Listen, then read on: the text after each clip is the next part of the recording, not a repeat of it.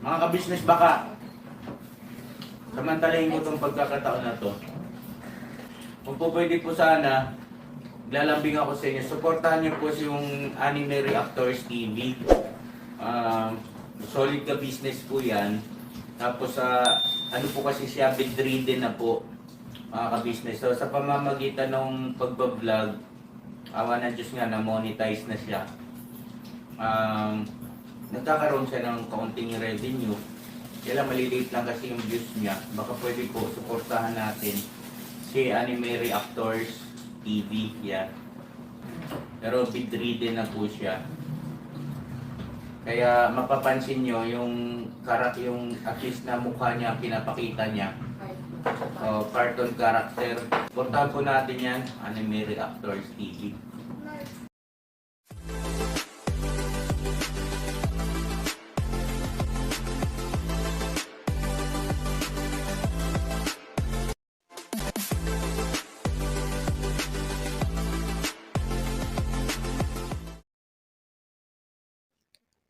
Hello guys, mapagpalang araw po sa ating lahat. Narito pong muli ang inyong lingkod, Anime Reactors TV. At sa mga hindi pa po nakaka-subscribe dyan sa aking munting channel, ay baka pwede naman pong makipindot na po na subscribe button. At makilike and share na rin po ng aking mga video. At patuloy din po natin suportahan ang Mag-amang Ka-Business Official at Papa Dins TV. At ganun din po yung kanilang second YouTube channel na Ka-Business Family.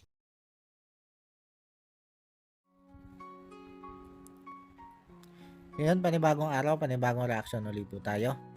At for today's video po ay gawan po natin ng reaction. Itong naging sunod-sunod na pagbablog nitong si Thinking Body dito kay Kuya Jonathan. Pero bago po yan, ay gusto ko muna pong magpasintabi dito sa mga supporters ni Thinking Body. Bago nyo po sana ako i-bash dito sa aking ginawang reaction video na ito, ay mas mainam muna po sigurong tapusin nyo itong aking reaction video ito bago kayo magkomento ng pambabash. Ito pong reaction video kong ito, hindi ko po ito ginawa para i-bash si Buddy. Kundi ginawa ko itong reaction video kong ito para punahin si Buddy doon sa mga nakita kong pagkakamali niya sa pagkakablog niyang ito kay Jonathan. Uulitin ko po, para doon sa mga supporters ni Thinking Body, hindi ko po binabash ang inyong idol. Kundi may ilan lang po akong gustong linawin dito. Ganito po kasi yon mga ka-business, mga kapapi. Kung matatandaan natin na ito si Jonathan ay nagpunta dito kay Thinking Body. 2 beses yun. Naiblinag nga po nitong si Thinking Body, na kung saan ay nagsabi itong si Kuya Jonathan ng mga pahayag na medyo ikangay foul o makakasira dito sa image ni ka-business. Pero dahil alam nga po natin kung ano yung takbo ng utak nito si Kuya Jonathan, ay hindi po nagtagumpay doon si Kuya Jonathan. Nasirain ang image ni ka-business. At dito sa vlog na ito ni Thinking Body, ay narinig naman natin na pinaliwanagan nitong si Thinking Body ito si Kuya Jonathan, at inilinaw dito ni Thinking Body na hindi kasalanan ni ka-business ang lahat ng nangyayaring hindi maganda dito kay Kuya Jonathan. Ganon din nung pangalawang beses na pumunta dito si Kuya Jonathan kay Thinking Body. Kumbaga nakita natin o narinig natin na napakaganda ng paliwanag dito ni Thinking Body.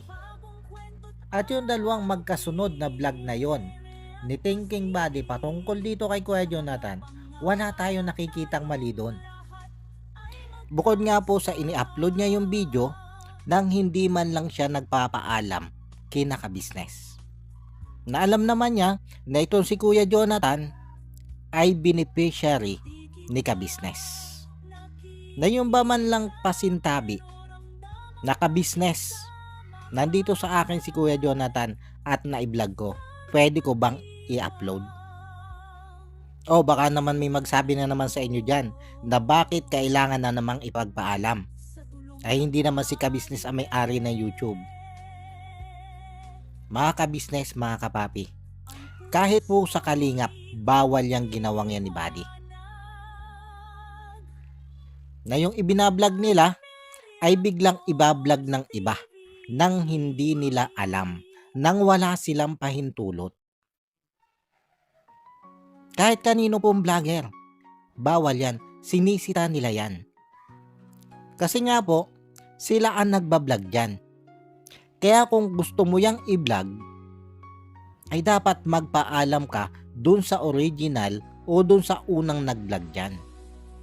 Bilang respeto. Pero itong si Buddy ay hindi niya ginawa yon. Ini-upload agad niya nang hindi siya nagpapaalam. Pero itong ginawa ni Buddy ito ay hindi na sinita ni Kabisnes. Dahil itong si Kuya Jonathan niya ang lumapit dito kay Thinking Buddy. Kaya lang mga kabisnes, mga kapapi, after nitong dalawang vlog na ito ni Thinking Buddy dito kay Kuya Jonathan, ay hindi natin inaasahan na muling iba-vlog nitong si Thinking Buddy itong sila Kuya Jonathan. At sa pagkakataong ito ay hindi na si Kuya Jonathan ang lumapit dito kay Thinking Buddy, kundi itong si Thinking Buddy na ang naghanap dito kay Kuya Jonathan at kay Nanay Marita. Kung tutuusin, maganda ang layunin dito ni Thinking Buddy kung bakit niya hinanap ang mag-inang ito. Ang layunin niya dito ay para tulungan sila Nanay Marita at Kuya Jonathan. Ngayon mga kabisnes, mga kapapi, bakit ko nga ba ginawan ito ng reaction video? Kung maganda naman pala ang layunin nitong si Thinking Buddy sa pagpunta niya dito kay Nanay Marita at Kuya Jonathan. Magandang tanong yan, mga kabisnes, mga kapapi. Ganito po kasi yon. Itong si Nanay Marita at itong si Kuya Jonathan ay hindi naman talaga balak nila kabisnes na pabayaan na ng tuluyan. Kundi ang layunin dito ni kabisnes kung bakit nila hindi ito pinupuntahan ay para bigyan ng aral itong si Kuya Jonathan dun nga po sa kanyang ugali na pabigla-bigla ng pagdidesisyon. Dahil hindi naman po minsan lang itong ginawa nitong si Kuya Jonathan, kundi ilang beses na niya itong ginawa. Tapos nung nasa lansangan na sila at hindi sila napupuntahan nila ka-business, ay sila ka-business pa ang ginawa niya masama. Kumbaga, sila ka-business pa ang sinisi niya doon sa pagkakatira nila sa lansangan. Kaya ang ginawa ni ka-business ay pansamantala muna niyang tiniis itong si Kuya Jonathan at si Nanay Marita para nga po bigyan sana ng leksyon o bigyan ng aral. Para iparealize nga po ni ka-business dito kay Kuya Jonathan kung ano yung consequence ng ginagawa ni Kuya Jonathan na maling pagdidesisyon ng pabigla-bigla. Yun yung hangarin po dito ni ka-business. Pero tulad nga po ng sabi ko, ay hindi naman po talaga balak nila ka-business na tuluyan tiisin ito mag-inang ito. At alam ni Thinking Buddy yan. Dahil kabisado na nito si Thinking Buddy kung ano yung ugali ni ka-business. Ngayon guys, habang pansamantalang tinitiis ni ka-business itong sila Kuya Jonathan at si Nanay Marita para nga po bigyan ng aral, para bigyan ng leksyon, ay ito naman yung ginawa ni Thinking Buddy. Pinuntahan niya itong sila Nanay Marita at si Kuya Jonathan para bigyan ng tulong. Na kung tutuusin, ang sabi ko nga ay hindi naman masama ang ipinakitang layunin dito nitong si Thinking Buddy. Kaya lang sa ginawang ito ni Thinking Buddy ay paano matututunan ni Kuya Jonathan yung aral na gustong iparamdam sa kanya ni ka-business. Kung itong si Thinking Buddy nga ay nandito, tinutulungan sila Kuya Jonathan. Tapos bukod dito kay Thinking Buddy ay eto, umeksena din itong si Kuya Renji. At iblinag din ito si Kuya Jonathan nang hindi man lang nagpapasintabi kay naka-business. Bagamat itong si Jonathan din ang pumunta dito kay Kuya Renji, pero dapat sana bago nyo ini-upload yung inyong mga vlog na yan ay nagpasintabi muna kayo dito kay naka-business. Sana sinabi nyo man lang na mag-a-upload kayo ng video patungkol kay Kuya Jonathan. Bilang respeto man lang sana. Dahil sinasabi nyo na malaki ang respeto nyo kay naka-business. Ay bakit yung simpleng pagpapaalam ay hindi nyo magawa kung malaki ang respeto nyo kay naka-business? Ha, thinking body, Kuya Renji. Bakit naman ganon? At dyan sa ginagawa nyong pagtulong na yan kay Jonathan, kung tutuusin hindi masama yan kasi pagtulong yan. Kaya lang, yung ginagawang pagdidisiplina ni ka-business dito kay Jonathan, parang nababaliwala lang lahat. Nang dahil dyan sa ginawa nyong yan. Nang dahil dyan sa ginagawa nyong yan. Kumbaga parang ganito lang yan guys Halimbawa may isang bata na matigas ang ulo na dinidisiplina ngayon ng kanyang ama. Tiniis itong si bata ng kanyang ama para bigyan ng aral o bigyan ng leksyon. Ngayon, ito si mga kamag-anak nito si bata, naawa kay bata. Kaya ang ginawa ay tinulungan si bata sa kanyang mga pangangailangan habang nasa kalagitnaan ng pagdidisiplina ng kanyang ama. Sa tingin nyo, matututo ba yung bata doon sa gustong gawing pagdidisiplina ng kanyang ama kung sa likod nun ay may tumutulong naman sa kanya? Ngayon mga ka-business, mga kapapi, ito yung punto ko. Paano mararamdaman ng taong dinidisiplina yung pagdidisiplina sa kanya kung may tao naman yan tumutulong sa kanya? Kaya dito po sa pangyayaring ito, ang magiging kaisipan lang dito ni Kuya Jonathan ay di bali nang hindi sila tinutulungan nila ka-business. Dahil andyan naman si Thinking Buddy, tinutulungan sila. Kaya anin pa nila si ka-business. Kaya mababaliwala yung ginagawa ni ka-business na pagdidisiplina kay Kuya Jonathan. Nakuha nyo po ba, mga ka-business, mga kapapi, yung gusto kong puntuhin dito? Ngayon, nasa akin lang dito guys, kung hindi gaanong naabot ng isip nitong si Thinking Buddy, yung layunin nila ka-business, kung bakit nga nila tinitiis itong sila Kuya Jonathan, ay di sana nagtanong muna siya dito kay ka-business bago siya gumawa ng ganitong hakbangin. Sana man lang, bago niya pinuntahan at tinulungan nito sila Kuya Jonathan, ay nakipag-coordinate man lang siya dito kay naka-business. Sana nagtanong man lang siya na, o kuya, pwede ko bang bigyan ng tulong ito sila Kuya Jonathan? Ito ba ipababayaanan mo na ng tuluyan? Sana may ganun man lang itong si Thinking Buddy. Para kung talagang wala siyang idea doon sa balak ni ka-business dito kay Kuya Jonathan, ay di sana nalaman niya kung siya'y nagtanong. Total galing naman siya doon kay ka-business noong nakaraang araw. Ay ano ba naman yung tinanong na niya doon si ka-business? Kung ano bang plano nitong si ka-business dito kay Kuya Jonathan.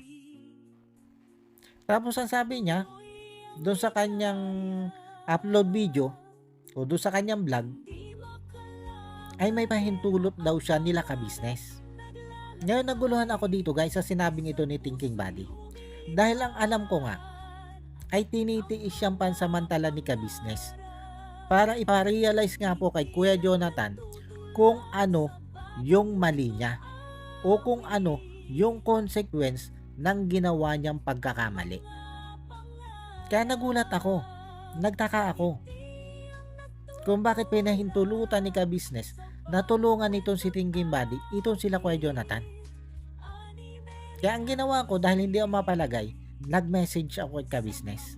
Itinanong ko kung totoo ba na itong si Thinking Buddy ay binigyan niya ng pahintulot na i-vlog itong sila Kuya Jonathan. Nabigyan ng tulong nitong si Thinking Buddy, itong si Kuya Jonathan at si Nanay Marita sa kalagitnaan ng ginagawang pagdisiplina nga po ni ka-business sa mag-inang ito. At ang sagot ni ka-business ay hindi niya binigyan ng pahintulot si Thinking Buddy na puntahan itong sila Nanay Marita at si Kuya Jonathan para i-vlog at bigyan ng tulong. Kasi nga, ay kasalukuyang binibigyan niya ito ng aral. Kaya ang gusto sana niya ay hayaan muna ito sila Nanay Marita at ito si Kuya Jonathan kung saan sila naroon.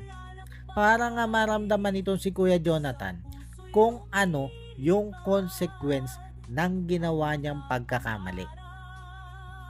Paulit-ulit na lang tayo dito guys sa sinasabi kong consequence na ito. Dahil ang gusto ko mas maunawaan nyo kung ano po yung pinupunto ko dito. Ngayon, ang hinayaan lang dito ni ka-business sa sinasabi ni Thinking Buddy na pagbablog niya dito kay Kuya Jonathan ay yung 2 beses na pumunta itong si Kuya Jonathan dito sa bahay nila Thinking Buddy. Yun yung hinayaan lang ni ka-business. Kaya lang, after nga po nung pagpunta ni Kuya Jonathan dito sa bahay nila Thinking Buddy, ay eto nga po, sinundan na naman nitong si Thinking Buddy ng vlog itong si Kuya Jonathan. At sa pagkakataong ito, ay siya na yung naghanap dito kay Kuya Jonathan at kay Nanay Marita. At itong vlog na ito ay hindi alam ni ka-business. Hindi alam ni ka-business na ibablog ni Thinking Buddy ng ganito ito mag-inang ito. Dahil ang plano nga dito ni ka-business ay tiisin lang ng ilang panahon. At pag sa tingin niya ay may natutunan na ito si Kuya Jonathan sa ginawa niyang maling desisyon, ay saka lang nila pupuntahan at muling tutulungan. Sabi ko nga, ay hindi po plano nila ka-business na tuluyang pabayaan ito mag-inang ito. Kaya lang, ayun nga, pinasukan ito si Buddy ng alanganin. Kaya yung mga plano ni ka-business parang nabaliwala lang. Okay lang naman sana eh. Okay lang naman sana puntahan ito ni Buddy at i-vlog.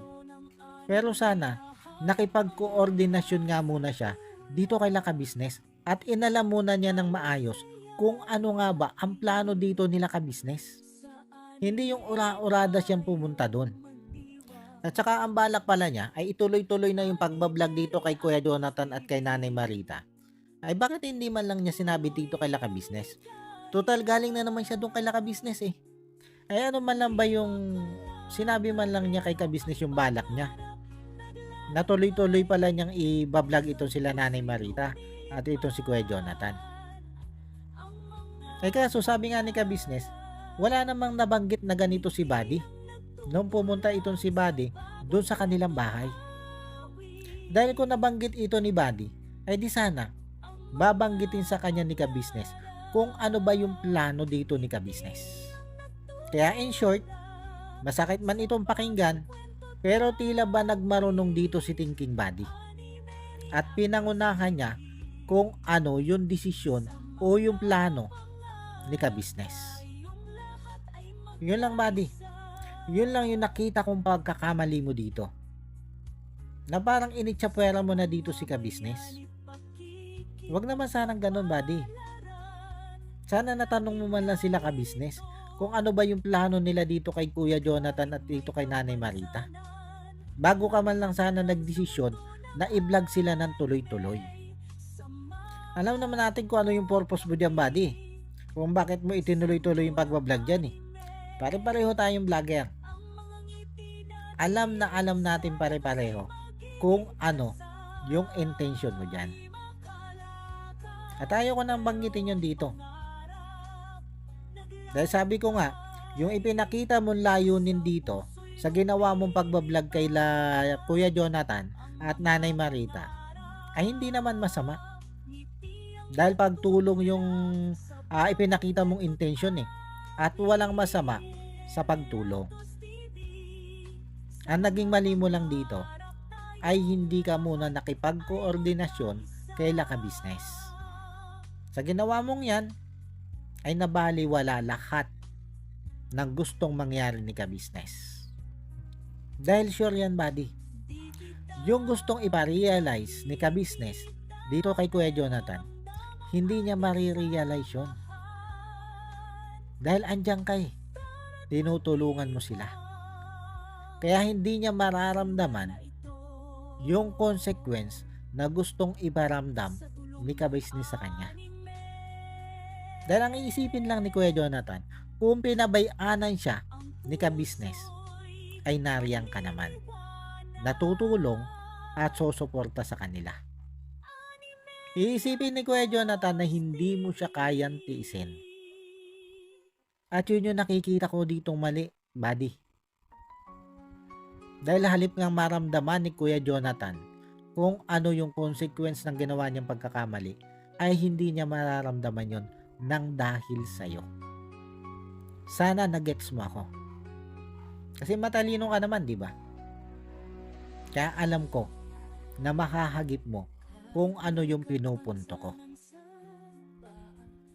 Kaya sa susunod, buddy, sa mga ganito sanang pagkakataon na alam mo na yung iba-vlog mo ay may kinalaman dito kay Laka Business, sana naman magbigay ka ng pasintabi kay Laka Business. Hindi naman masama yun eh.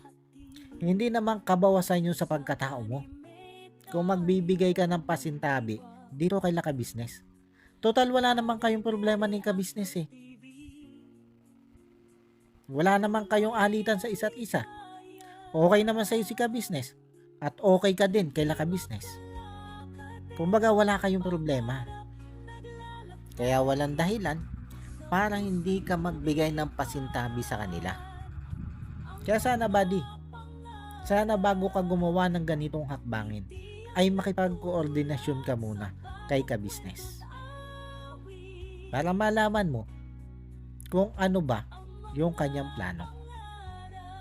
Katulad nga niyan, may mga plano si ka-business patungkol niyan kay Kuya Jonathan at kay Nanay Marita. Tapos bigla mong pinasukan ng ganyan. Ay sira, ang plano nila ka-business ng dahil sa'yo. Ngayon, thinking buddy, kung sa tingin mo ay mali itong mga sinabi kong ito, mali yung mga pinunto ko dito sa reaction video kong ito, ay hinihiling kong sagutin mo ako dito. Sagutin mo itong aking reaction video na ito at ipaliwanag mo kung saan ako nagkamali ng paliwanag o ng pinunto sa reaction video kong ito. Maging kayo po mga ka-business, mga kapapi, lalo na po yung mga supporters nito si Thinking Buddy. Comment nyo lang po kung sa tingin nyo po ay mali itong pinunto kong ito. At inuulit ko po na hindi ko po ginawa itong reaction video kong ito para i-bash itong si Thinking Buddy. Kundi ginawa ko nga po itong reaction video kong ito para punahin si Buddy doon sa nakita kong pagkakamali niya sa ginawa niyang pagbablog dito kay Kuya Jonathan. At sabi ko nga po, ay hindi naman masama ang pagbibigay ng tulong. Kaya lang sa pagkakataon kasing ito, ay nasa kalagitnaan ng pagdidisiplina itong si ka-business dito kay Kuya Jonathan. At wala naman po siguro nga masama kung ang ginawa sana nitong si Thinking Buddy ay nakipag-coordinate muna dito kay ka-business bago niya pinuntahan ito mag-inang ito. At ganun din dito kay Kuya Renji. Kung may bala ka pa na ipagpatuloy ang pagbablog na yan kay Jonathan, sana naman bago mo ipagpatuloy yan ay makipag-coordinate ka man lang dito kay Naka-Business. Magpaalam ka man lang na sila Kuya Jonathan at Nanay Marita ay ibablog mo. Huwag ka naman sanang tumula dito kay Thinking Buddy na itinuloy-tuloy na yung pagbablog dito kay Kuya Jonathan nang hindi ipinapaalam kina ka-business. Paano po, hanggang dito na lang muna ulit po at sana po nagustuhan nyo itong aking reaction video na ito. At muli po ay maraming salamat po sa patuloy nyo pong pagsuporta at sa wala nyo pong sawang panonood sa aking mga na-upload na video. At sa mga hindi pa po nakaka-subscribe dyan sa munti kong channel, ay baka naman po pwedeng makipindot na po ng subscribe button at makilike and share na rin po ng aking mga video. At yun, bago po tayo tuloy magtapos, ay gusto ko lang pong i-shoutout itong sila Ma'am Nerissa ng New Jersey. Shoutout po sa inyo ma'am at maraming salamat po sa patuloy nyo pong pag-suporta at sa wala nyo pong sawang panonood sa aking mga in-upload na video. Maraming salamat po, ma'am. At ganun din po dito kay Ma'am Elena Capillo. Shoutout po sa inyo, ma'am, at maraming salamat din po doon sa patuloy nyo pong pagsuporta at sa wala nyo din pong sawang panonood sa aking mga ina-upload na video. Maraming salamat po, ma'am. At ganun din po sa patuloy nyo pong pagtulong sa akin.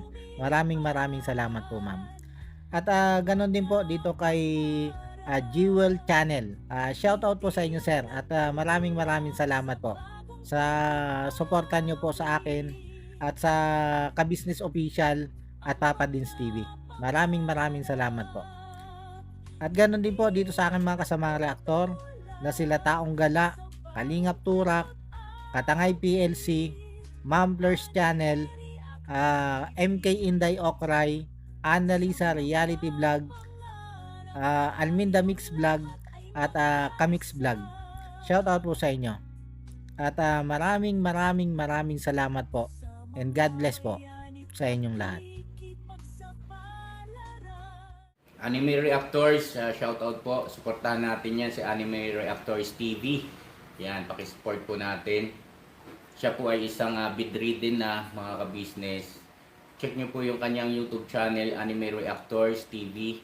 Siya po isang bedridden na, ayan, kahit papano nakakagawa-gawa siya ng mga reaction video patungkol sa Ka-Business Official. Suportahan po natin para kahit papano magkaroon siya ng revenue, may magamit siya sa pambili-bili man lang ng gamot, ano po mga ka-business.